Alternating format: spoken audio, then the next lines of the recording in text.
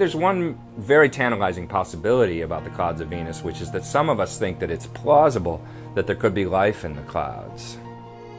Something is absorbing sunlight in the clouds of Venus. Maybe there are some microorganisms. Venus has a habitable zone in the cloud layer, so life could exist there.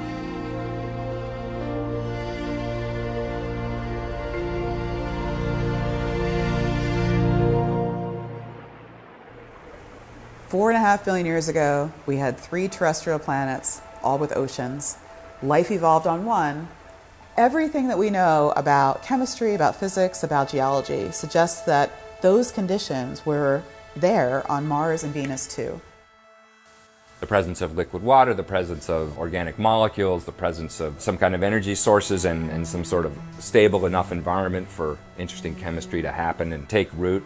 There's every reason to believe there was an origin of life on Venus. We don't know if there was, but if we're correct about what it required on Earth, there's no reason to think it didn't happen on Venus. We know on Earth that once life forms, however that happens, life is tenacious. Earth is dripping with life right now. It's in every crevice, it's in the atmosphere, it's in every niche that we have on Earth after 4 billion years. It's everywhere. So in my mind, if the environment is driving the evolution of life, those environments were certainly there 4.5 billion years ago on those 3 planets.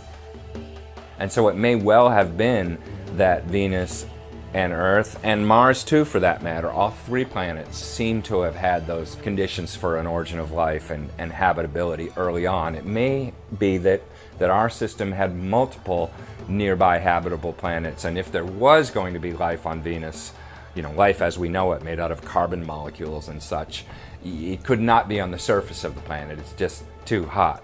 But there is an environment in the clouds where it's at least plausible there could be some sort of biota. So in addition to all the other reasons we want to study the atmosphere in the clouds of Venus, there's this exotic possibility that we could even, who knows, maybe discover life there.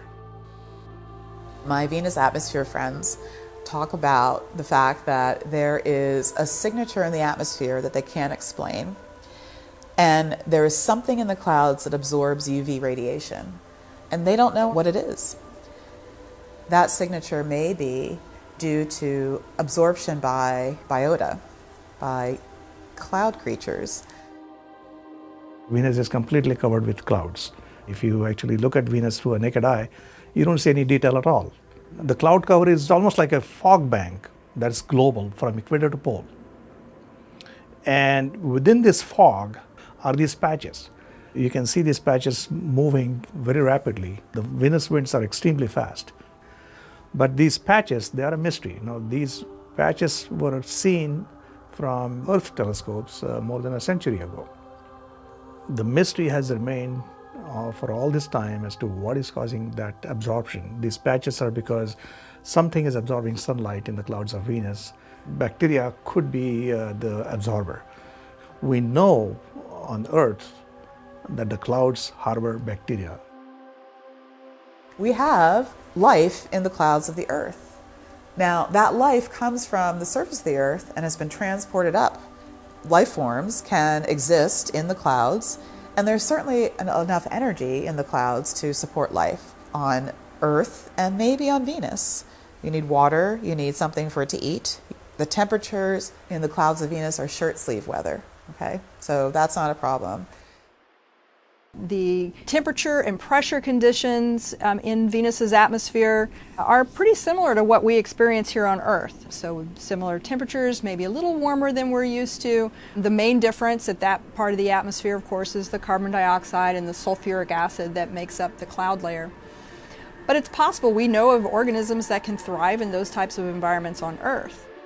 The one impediment to life may be the strong acid in the clouds, but we've learned more recently of all these extremophile organisms on Earth, including what we call acidophilic organisms, organisms that love living in strong acid.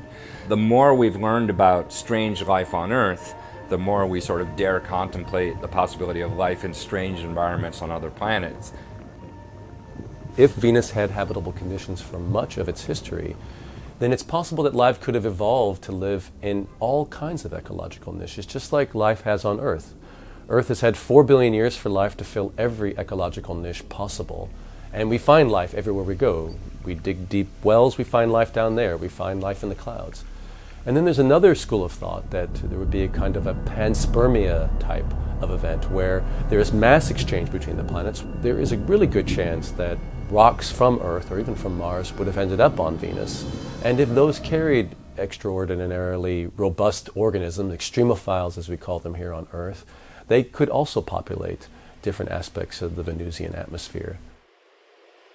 If we have the opportunity to go to Venus and float in the Venus clouds, we should at least think about if we can measure the conditions that might be reasonable for life today, and also any signature of life in the clouds of Venus today.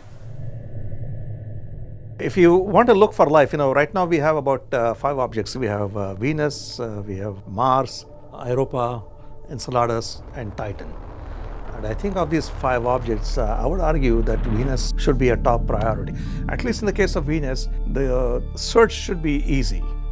You can launch today a spacecraft towards Venus and be there in about 3 to 5 months. So the journey is quick.